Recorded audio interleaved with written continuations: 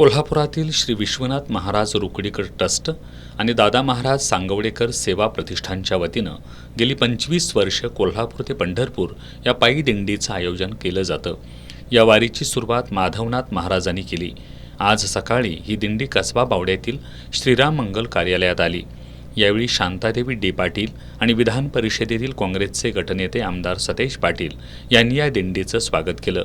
दिंडीमध्ये सहभागी असलेल्या सर्व वारकऱ्यांसाठी अल्पोपहाराची व्यवस्था करण्यात आली होती। आमदार पाटील यांनी वारकऱ्यांसोबत अल्पोपहार केला।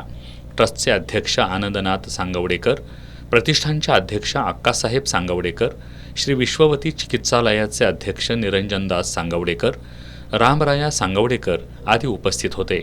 या दिंडीत सुमारे 700 वारकरी असून पेटवडगाव, औदुंबर, तासगाव, करंजे, भिंगेवाडी, मुहुद या मार्गे ती पंढरपूरला जाणार आहे। टाळ मृदंगांच्या गजर आणि जय जय रामकृष्ण हरी या जयघोषात ही दिंडी पंढरपूरकडे मार्गस्थ झाली आहे।